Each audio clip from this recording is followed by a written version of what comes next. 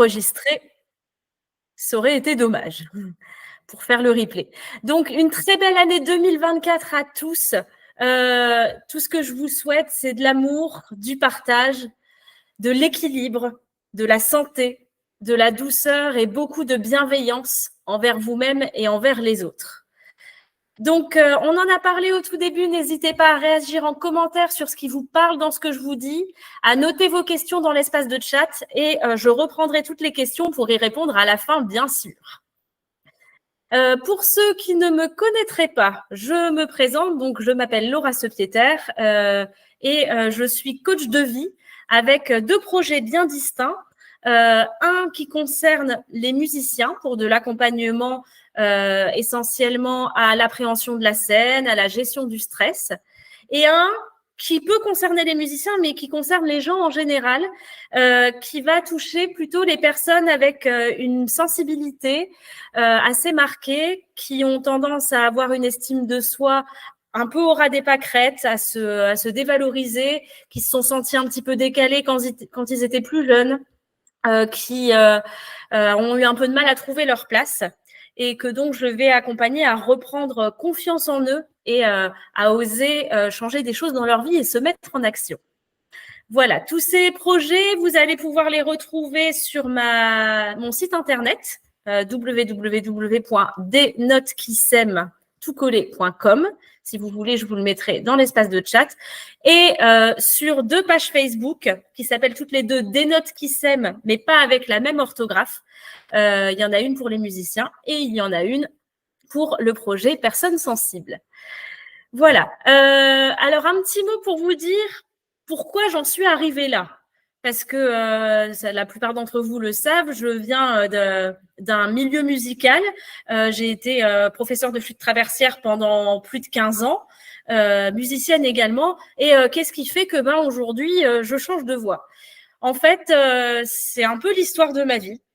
C'est-à-dire que ce que je viens de vous raconter sur les gens sensibles qui ont du mal à trouver leur place, il se trouve que dès le premier jour d'école, ça s'est pas très bien passé pour moi et que ça m'a poursuivi toute ma scolarité, dans le sens où je me suis toujours sentie un peu en décalage par rapport aux gens de mon âge et aux gens avec qui j'étais à l'école. J'étais toujours un peu le bouc émissaire, la tête de classe, donc il fallait donc l'intello,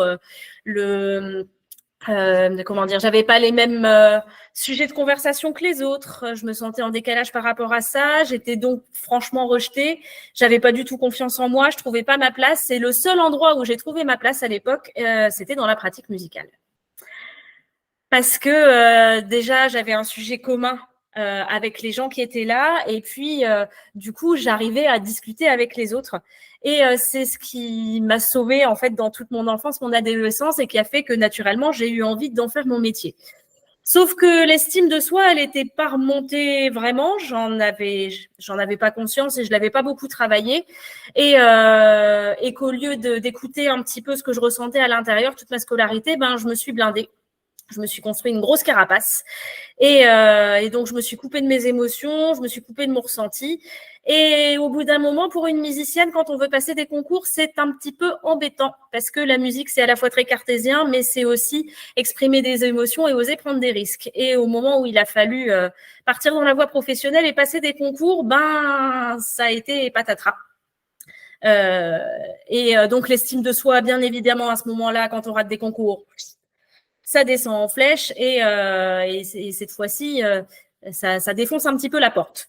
Donc, il a fallu que je travaille sur moi parce que j'ai pas voulu laisser tomber comme ça et que je voulais y arriver. Donc, je suis passée par plusieurs techniques, notamment le coaching, la psychothérapie, la visualisation, de la sophrologie. J'ai essayé pas mal de choses et la combinaison de tout ça m'a permis à petit reprendre confiance en moi, réussir à passer des concours, réussir les concours tout court, bien sûr, et puis oser faire des choses que j'avais jamais fait, commencer à passer des concours d'orchestre, par exemple, alors que je m'étais toujours dit que c'était pas pour moi, oser petit à petit des postes un petit peu plus hauts que ce que j'avais jusque-là, oser me lancer dans la direction d'orchestre et aller diriger des harmonies, etc., etc. Et puis, J'ai eu la chance d'avoir une belle expérience au Conservatoire royal de Bruxelles avec des super étudiants. Et je me suis rendu compte qu'au-delà de l'aspect musical, ce que j'aimais avec eux, c'était justement les faire passer au-dessus de leur blocage et faire en sorte qu'ils puissent aller sur scène à l'aise et vaincre leur trac. Et que j'attirais beaucoup ces profils-là et que j'étais très à l'aise avec. Et c'est là que l'idée du coaching est arrivée l'année dernière et que j'ai eu envie de bifurquer.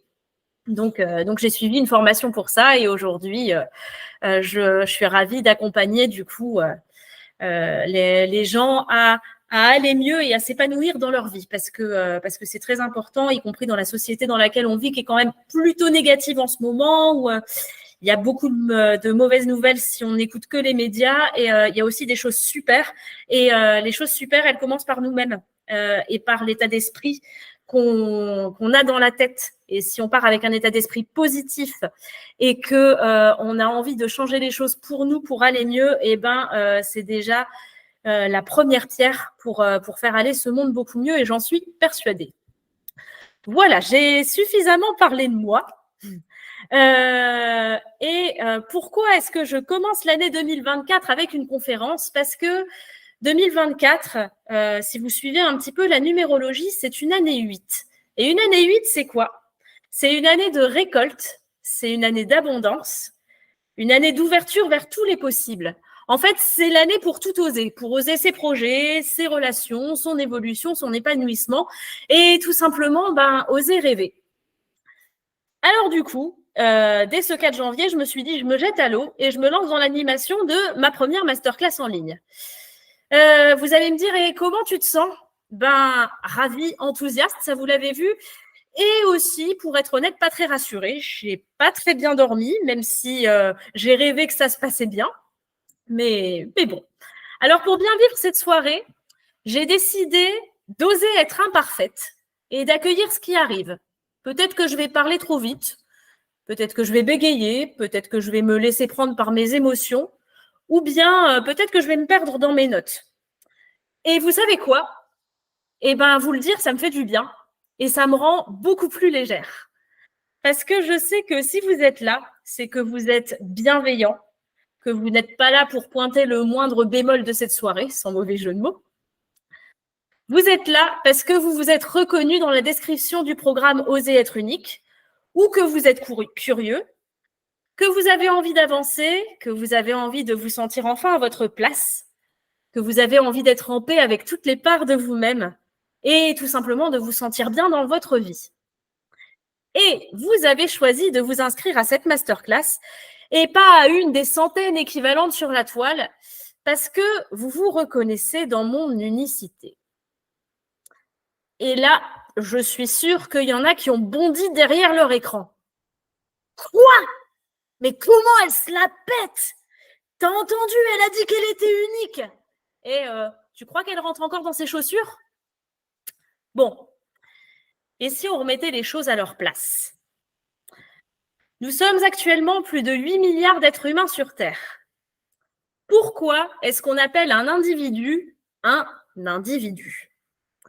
Eh bien justement, parce que chaque individu vivant sur cette planète a quelque chose d'unique qui le différencie de son voisin. Sinon, on serait des clones.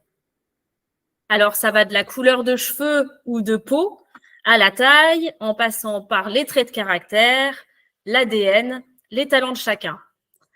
Ah oui, le talent, c'est pas réservé à Zinedine Zidane, à Léonard de Vinci, à Barack Obama ou à Céline Dion. Non, non, non, non, non. Chacun d'entre vous a au moins un talent, voire plusieurs. Si, je vous jure, il suffit d'aller bien chercher. Et c'est ça qui vous rend unique. Et c'est en travaillant sur moi et en apprenant à me connaître pleinement que j'ai découvert les miens. L'empathie, la capacité de sentir très vite par quel angle aborder les choses pour vous faire réfléchir et avancer, et la sensibilité. Et ça explique tout naturellement pourquoi j'en suis là dans ma vie aujourd'hui. Sauf que, si on refait le film 20 ans en arrière, je voyais pas vraiment les choses comme ça. Mon empathie, J'étais une éponge émotionnelle. Alors, j'attirais les confidences, je me faisais presque envahir par les autres, et puis ensuite, je me faisais jeter dès qu'on n'avait plus besoin de moi. Sentir par quel angle aborder les choses. À l'époque, ça voulait dire aussi réfléchir très vite dans ma tête. Et ça, il faut le dire, ça énervait beaucoup de monde. Alors, la tête de classe, elle avait appris à ne plus répondre aux questions des profs pour arrêter de se faire traiter d'intello, de Miss Parfaite ou de Madame Je sais tout. Et ça impliquait aussi que je me sentais souvent en décalage dans les sujets de conversation. J'étais soit trop en avance dans la réflexion, j'avais pas les mêmes centres d'intérêt, ou alors j'étais en retard sur les préoccupations sociales. Du coup, j'avais peur de ne jamais être suffisante, de ne pas être intéressante. Quand j'osais prendre la parole, soit on m'écoutait pas, soit on me coupait la parole, ou alors on me souriait gentiment et puis on embrayait sur autre chose. C'est normal, j'ai fait le caméléon pour m'intégrer au lieu d'être moi-même. Vous savez le pire? Ça n'a pas marché. Et ma sensibilité, même l'hypersensibilité, c'était être faible, une chochotte. Alors, j'ai mis une carapace et je me suis coupée de mes ressentis et de mon corps pendant 20 ans de ma vie. C'est un peu gênant pour une musicienne qui doit exprimer des émotions. Ça a engendré des blocages dans les concours, de la prise de poids, du rejet de toutes les activités physiques, même la marche. Et puis, j'étais pas du tout à l'écoute de ma fatigue, ni de mes limites. Et j'ai frôlé le burn-out au moins une fois. Mais bon, je vous rassure, on s'en sort. La preuve, la Laura que vous avez devant vous ce soir, enfin, derrière votre écran, elle a considérablement évolué depuis. Alors aujourd'hui, ce serait mentir que de dire que je suis au bout du chemin. Est-ce qu'on peut vraiment l'être un jour? Sujet de philosophie, vous avez 4 heures. Mais je m'accepte bien davantage telle que je suis, avec des hauts et des bas. Mais comme je connais mon fonctionnement, j'adapte ma vie par rapport à ça. Et je me crée de plus en plus la vie professionnelle et personnelle dont j'ai toujours rêvé et qui me rend profondément heureuse.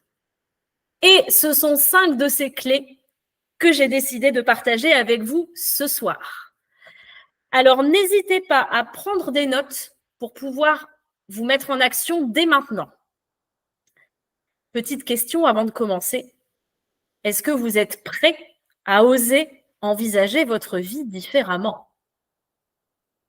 Alors, je vous demanderai d'y répondre dans les commentaires parce que si vous n'êtes pas motivé, je ne commence pas les 5 clés.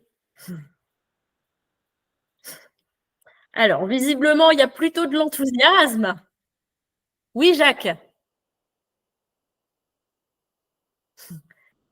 Si tu n'actives pas ton micro, je ne t'entends pas.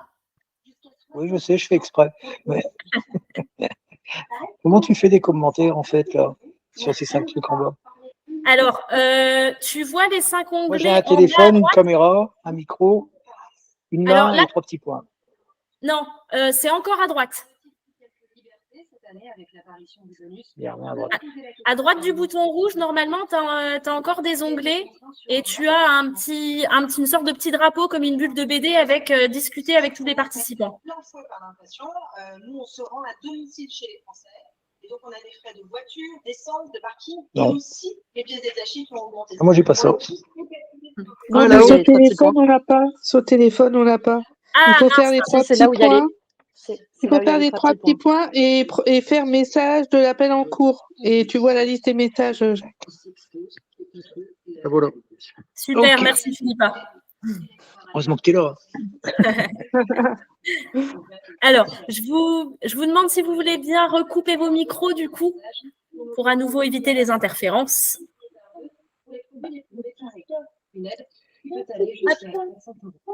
Voilà. Alors, visiblement, tout le monde est prêt. Eh bien, c'est parti.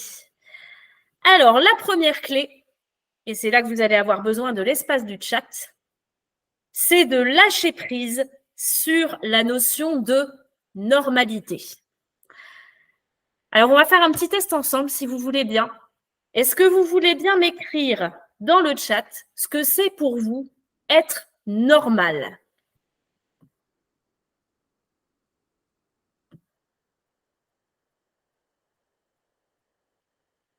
vous laisse 1 ou 2 minutes pour y réfléchir et on va partager les visions de chacun. Alors, j'ai Maëva qui nous dit « se fondre dans la masse ».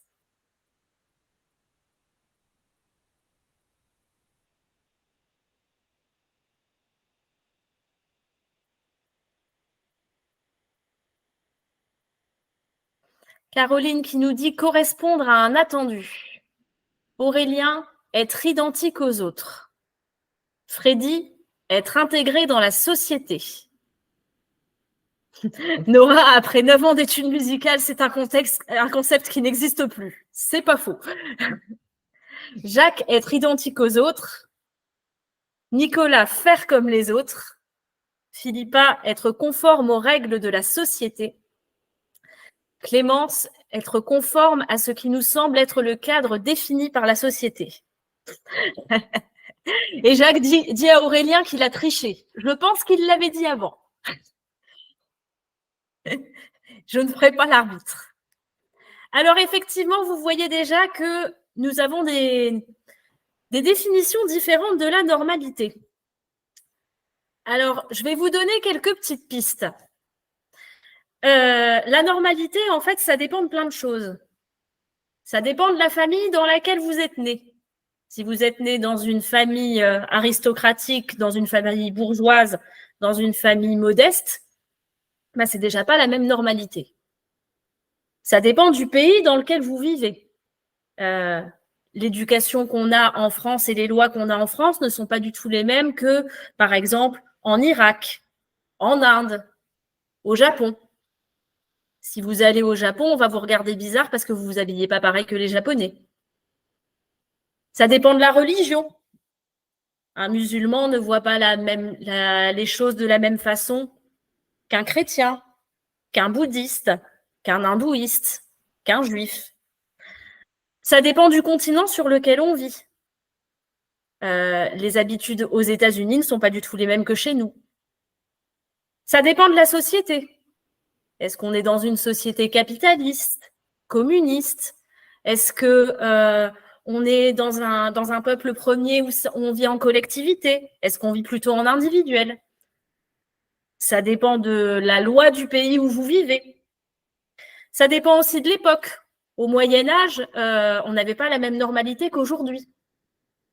Tout ça pour conclure que, en fait, la normalité, ben, ça ne veut pas dire grand-chose. Sauf que quand on a quelque chose qu'on estime différent des autres, par exemple, j'ai une grande sensibilité, il y a des jours, je n'ai pas envie de voir des gens.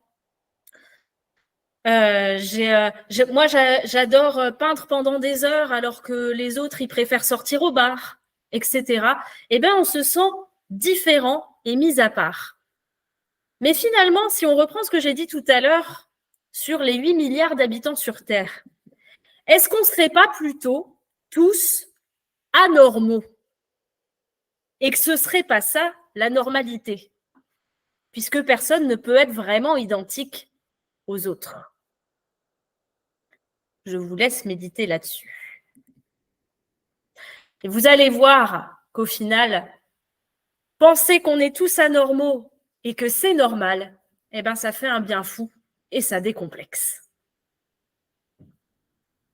La deuxième clé que je voudrais partager avec vous, c'est d'apprendre à se connaître.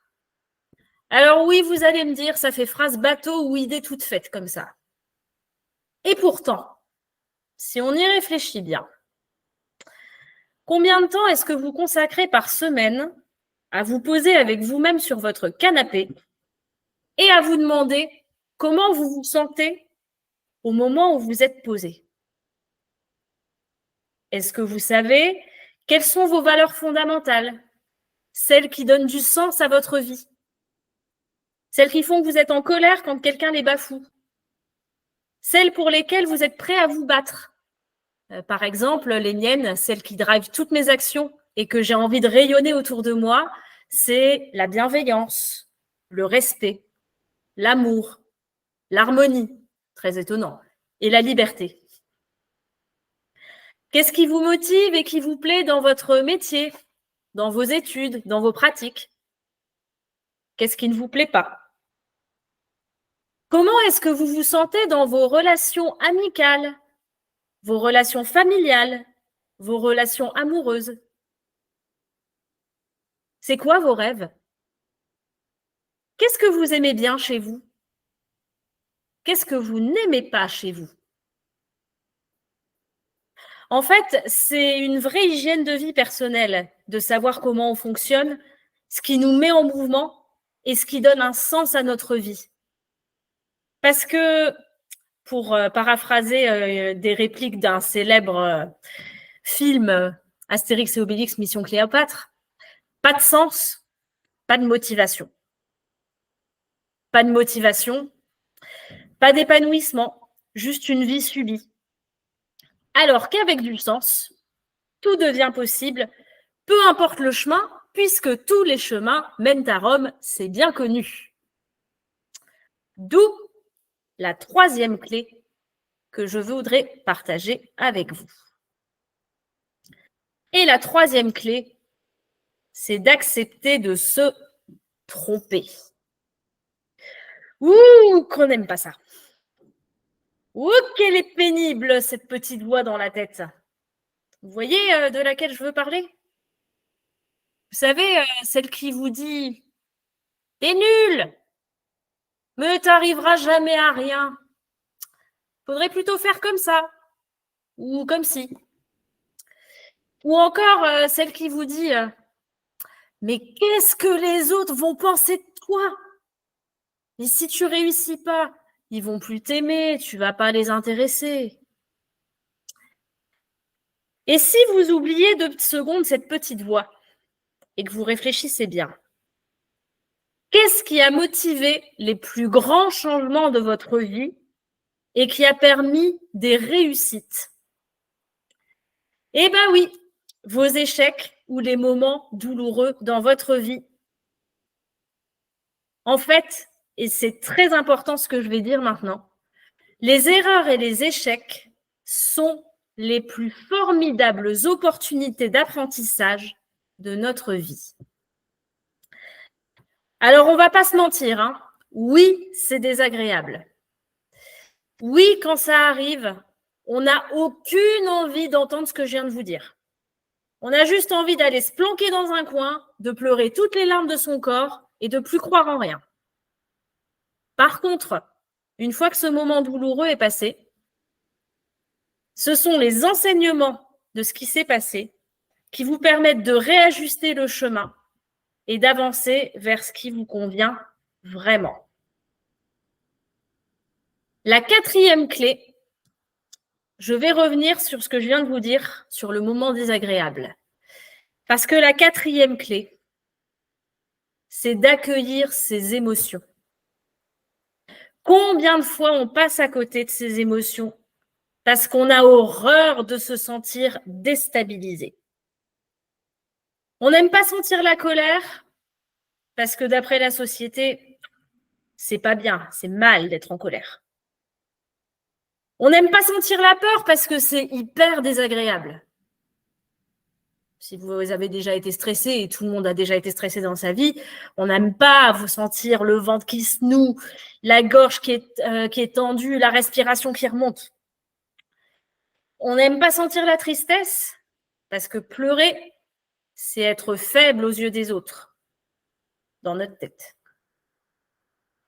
Ça va même plus loin. Parfois, on ne se permet même pas de sentir la joie parce que tu comprends, il ne faudrait pas faire envie aux voisins. Vous connaissez ce fameux dicton « Vivons heureux, vivons cachés ». Et pourtant, si au lieu de refouler ces émotions, on écoutait plutôt le message qu'elles ont à nous faire passer. Parce que la peur, elle nous informe sur un danger ou un blocage à dépasser. Ce n'est pas vraiment un danger, mais notre cerveau pense que c'est un danger. La colère, elle nous informe qu'une de nos valeurs fondamentales a été bafouée, soit par quelqu'un d'autre, soit par nous-mêmes. Et c'est assez souvent par nous-mêmes. Exemple, je suis fatiguée, j'écoute pas ma fatigue et je continue à faire plein de choses. Et en fait, j'explose en plein vol et je fais un burn-out.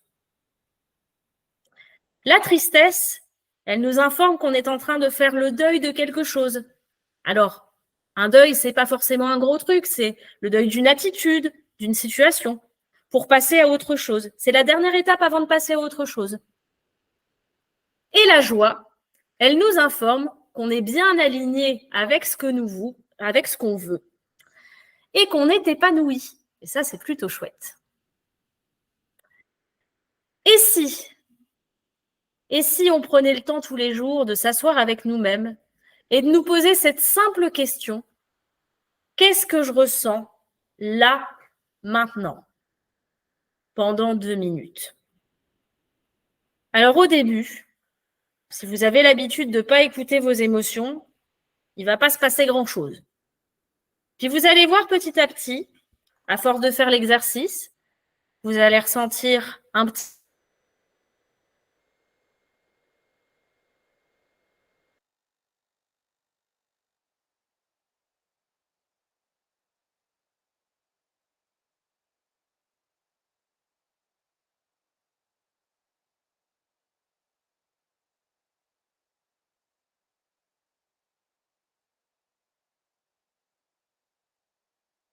à se déplacer. Et en fait, si on la laisse faire, en 1 minute 30, elle est passée. Et ça évite de la cristalliser dans le corps pour provoquer plus tard un bon effet cocotte-minute qu'on a tous déjà vécu.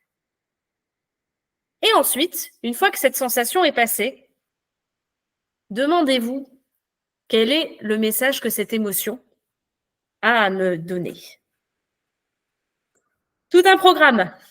Alors, ça paraît simple à dire, mais je vous assure que c'est terriblement efficace quand on a l'habitude de le pratiquer. Et enfin, la 5e clé, c'est de s'engager à mettre en pratique les 4 clés que je vous ai données précédemment dès maintenant et de ne pas rester dans le « j'aimerais bien le faire, mais bon, j'ai pas le temps. Il y a trop de travail, j'y arriverai jamais. » Il n'y a pas besoin de monter l'escalier en entier en 2 secondes ou de prendre l'ascenseur pour aller directement au 150e étage du building. Hein. Une petite marche à la fois, mais une petite marche tous les jours. Et c'est là que j'interviens, évidemment, en tant que coach. Parce que souvent, on est plein de bonne volonté, de bonnes intentions, surtout au jour de l'an. On pose des bonnes résolutions et nos bonnes résolutions, elles durent 1 semaine, 1 mois dans le meilleur des cas. Parce que oui, c'est parfois plus facile de rester avec son inconfort habituel, même s'il nous pourrit la vie, que d'essayer de changer par soi-même. Et surtout, c'est quand même beaucoup plus aidant d'être guidé, d'avoir un autre éclairage sur sa propre situation, parce que des fois, on tourne en rond et on n'en voit pas la fin, de s'engager à avancer avec quelqu'un qui nous challenge, qui nous écoute et qui nous encourage. Alors, si vous vous reconnaissez dans au moins une affirmation de ce que je vais vous dire maintenant, vous rêvez de vous aimer tel que vous êtes. Vous rêvez de faire la paix avec vous-même. Vous voulez comprendre votre fonctionnement et vous respecter. Vous rêvez de faire de votre sensibilité votre plus grande force. Vous rêvez d'être accepté sans avoir besoin de vous suradapter aux autres. Vous voulez trouver votre place au milieu des autres. Vous rêvez de mettre votre unicité au service de vos rêves et surtout de les réaliser, ces rêves. Et vous rêvez surtout d'être épanoui au quotidien. Sauf que vous n'osez pas y croire. Ben non, ça arrivera jamais, c'est impossible. Vous savez bien, les contes de fées, c'est pour les enfants, bla, bla, bla, bla. Tout ce que peut nous raconter notre mental. Ou bien vous passez votre temps à vous dénigrer. Oh, je suis nulle, je suis bête, je suis moche, je suis pas capable, Je suis moins bien que lui là-bas ou que elle là-bas, etc., etc., etc. Que vous vous sentez souvent incompris par les autres, que vous avez même parfois honte de vous sentir à part, que vous craignez très fort le jugement des autres, et que vous avez déjà noté plein de bonnes résolutions sur le papier, que c'est la même chose tous les ans, mais que vous n'avez jamais réussi à passer à l'action seul. Alors, si vous vous êtes reconnu dans ce que je raconte, le programme Osez être unique que je lance aujourd'hui, il est fait pour vous. Qu'est-ce qu'il y a dans ce programme? Il y a un coaching de 4 mois, c'est-à-dire qu'un programme de coaching, c'est des séances individuelles tous les 15 jours, à peu près 1h15, 1h30, pendant 4 mois. Donc, ça fait 8 séances, soit en présentiel, soit en visio. Un coaching, c'est quoi? C'est un accompagnement délimité dans le temps et centré sur un objectif clair. Et cet objectif, on le définit ensemble. C'est le vôtre. Et il est défini sur mesure à partir de vos demandes et de vos besoins. Un coaching, c'est un espace sécurisé, confidentiel et bienveillant, où vous êtes accueillis pleinement et sans jugement. Votre coach, donc moi, c'est un copilote qui vous aide à éclairer les choses différemment. C'est-à-dire que vous êtes dans la voiture, vous conduisez, moi je suis juste à côté et je vous aide à changer la trajectoire. Par contre, c'est vous qui tenez le volant, le levier de vitesse et qui vous mettez en action. Donc j'éclaire les choses différemment, je transmets des outils et je vous mets en action avec de l'écoute et de l'empathie. Par contre, c'est vous qui êtes responsable de votre progression puisque c'est vous qui agissez.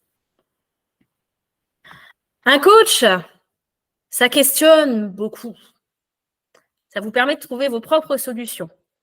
Par contre, comme je suis dans une démarche holistique, c'est-à-dire globale, je rajoute des petits tips, comme des méthodes pour se reconnecter à son corps, à ses émotions, ou des partages d'expériences quand ça peut vous aider, notamment par rapport à l'aspect musical.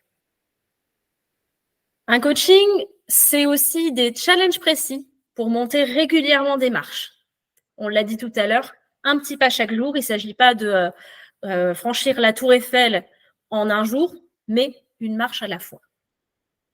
Alors, en résumé, du coup, dans ce programme, je vous accompagne à chaque étape pour apprendre à vous connaître sous toutes vos facettes. Celles que vous aimez et aussi celles que vous avez du mal à regarder, à les dédramatiser, à les accueillir et à les remercier pour leur enseignement. Et ça, c'est hyper important. De même qu'on disait tout à l'heure, les échecs sont les plus formidables opportunités d'apprentissage.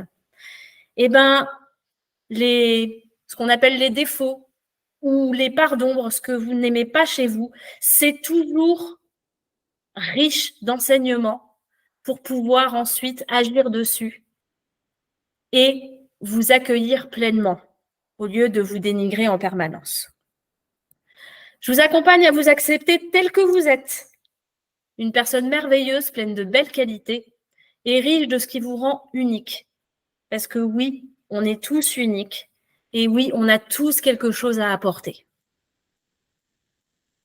Je vous accompagne aussi à accueillir et à écouter vos émotions, à les identifier, à comprendre leur message. Également à mettre vos talents au service de vos projets. Alors déjà, les identifier, ces talents. Et puis, identifier vos rêves. Qu'est-ce que vous avez envie de changer dans votre vie? Et au fur et à mesure qu'on se met en action, mais se libérer petit à petit des croyances limitantes et des jugements qui vous empêchent d'avancer. En fait, de lever tous les freins.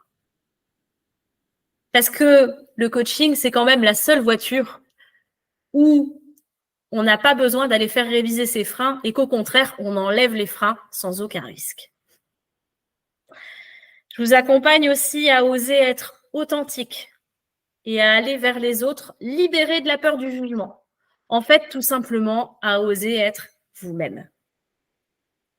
Et bien sûr, je vous accompagne à poser des actions, à progresser vers votre objectif et surtout à en voir les résultats concrets. Et c'est ça le plus important et la grande force du coaching, c'est que les résultats se voient très vite. Et puisque c'est la nouvelle année, que ce sont encore les vacances de Noël, eh bien, c'est toujours l'heure des cadeaux. Alors, mon premier cadeau, pour le lancement officiel, le programme Oser être unique est au prix de 490 € au lieu de 560 jusqu'au dimanche 14 janvier 2024 à minuit. Ça vous fait en fait une séance de coaching offerte sur les 8, si vous prenez le prix de la séance qui est sur mon site internet et qui est à 70 €. Et pour ceux qui sont présents ce soir ou qui regarderont le replay, il y a un deuxième cadeau, mais celui-là, il est seulement jusqu'au samedi 6 janvier à minuit. C'est que je vous offre une séance de coaching supplémentaire gratuite, soit 9 séances de coaching dans le programme au lieu de 8. Et je conclurai en vous disant que vous lancer dans une démarche de coaching, c'est vous offrir le plus beau cadeau qui soit pour toute une vie. Celui de s'occuper de soi, de s'aimer et de s'offrir la vie qu'on veut et surtout la vie à laquelle on a droit. Alors, si vous souhaitez rejoindre le programme, les inscriptions se font soit via le formulaire de contact de mon site internet, soit sur mon adresse mail professionnelle, donc laura.secrétaire.coaching@gmail.com, ou pour ceux qui ont mes contacts, de m'envoyer directement un message. Et je serai très heureuse si vous pouvez partager le replay qui sera fait à des amis ou des gens qui pourraient avoir besoin de cette démarche et que vous avez reconnu dans la description que j'ai faite ce soir.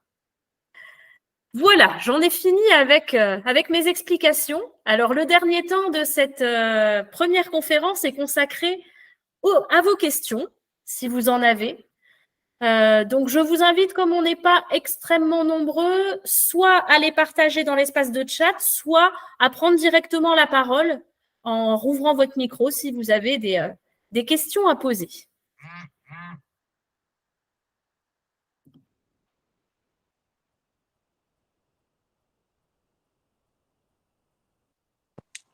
Allez, je me lance. Vas-y, Freddy. En fait, moi, ce qui m'intéresse, c'est mieux me connaître. Et en fait, je suis toujours étonné des réflexions que les gens me font. On me dit parfois je suis original, donc ça c'est bien. On me dit je suis rebelle, bon, ça peut passer. Et parfois on me dit je suis têtu. Voilà. Et parfois je suis étonné de ce qu'on peut me dire. Mais enfin, c'est toujours bienveillant, bien sûr, mais c'est vrai qu'on a du mal parfois à se connaître soi-même, voilà, par rapport aux autres. Voilà. Tout à fait. Et un des exercices de coaching consiste justement à demander, à faire une liste de ce qu'on connaît de soi et à demander aux autres ce qu'ils en pensent. Et on est souvent assez surpris des retours qu'on nous fait. Parce qu'il y a des choses qu'on sait et il y a des choses soit où on est agréablement surpris de ce que pensent les autres, ou il y a aussi parfois des choses qu'on a du mal à recevoir. Mais ça nous permet de nous connaître et selon les personnes, c'est facile d'accepter ses qualités, mais c'est pas facile d'accepter ses défauts. Souvent, par exemple, si on nous dit t'es colérique, c'est pas très facile à entendre. Et à l'inverse, il y a aussi des personnes qui ont souvent peu d'estime d'elles-mêmes, qui, elles, n'ont aucun mal à reconnaître leurs défauts. On leur demande de faire une liste de défauts, il y en a 20. On leur demande de faire une liste de 10 qualités, c'est beaucoup plus compliqué. Et c'est pour ça que chaque démarche de connaissance de soi est différente, que personne n'a le même objectif et que c'est très important de ne pas appliquer des recettes toutes faites, mais de l'individualiser, parce que personne ne passera par le même chemin. Et le but, c'est pas que tout le monde rentre dans le même moule et que tout le monde passe par le même chemin, c'est que tout le monde arrive à destination. Et la destination, c'est quoi? Ben, tout simplement le bonheur. Ça semble déjà pas mal. Alors, je regarde en même temps dans le chat. Je m'en souvenais plus, Nora, de celle-là. Effectivement, une personne m'a dit un jour, si tu te mets des petits objectifs concrets au lieu d'une grande montagne à gravir, tu verras un jour que la grande montagne sera derrière toi et que tu ne t'en seras même pas rendu compte. Je me souviens même plus de ce que je dis. Et oui, être positif avec soi-même, c'est tout un programme. Est-ce qu'il y a d'autres questions, des partages d'expériences qui vous viennent?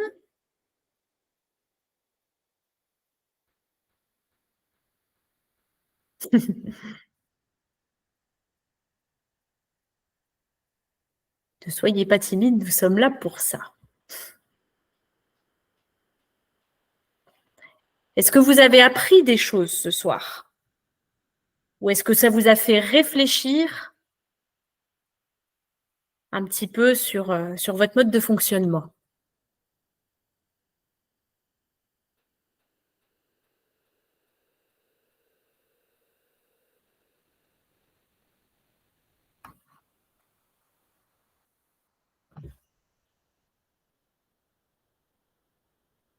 Je surveille le chat en même temps.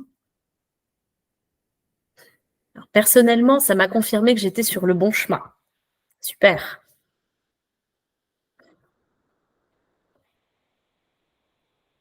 Ça a surtout confirmé l'envie de changement. J'ai déjà pas mal bouquiné sur le sujet. Et oui.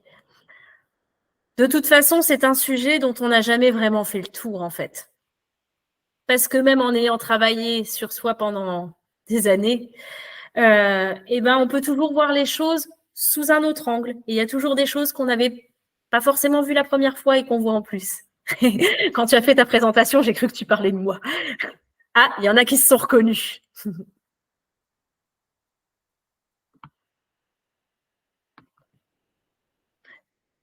Super. Ben, s'il n'y a pas d'autres questions ou d'autres partages, il me reste simplement à vous remercier du fond du cœur pour votre présence et pour votre écoute ce soir. N'hésitez pas donc à partager le replay que je publierai demain sur la page Facebook des Notes qui s'aiment ou ce soir s'il est déjà prêt à des gens que ça pourrait aider à faire connaître un petit peu la page. Vous savez que je débute encore forcément dans le métier et que j'ai tout simplement besoin que ce soit diffusé, que les gens sachent que quelqu'un est prêt à les accompagner dans une démarche. Donc, je vous remercie du fond du cœur pour votre aide là-dessus. Je vous souhaite une très, très belle soirée et encore une très belle année 2024 qui s'annonce donc riche et pleine de possibles. Et je vous dis à très bientôt sur les réseaux et pourquoi pas pour commencer une nouvelle aventure ensemble. Et merci pour vos commentaires. Merci beaucoup. À bientôt. Bonne soirée à tous. Au revoir.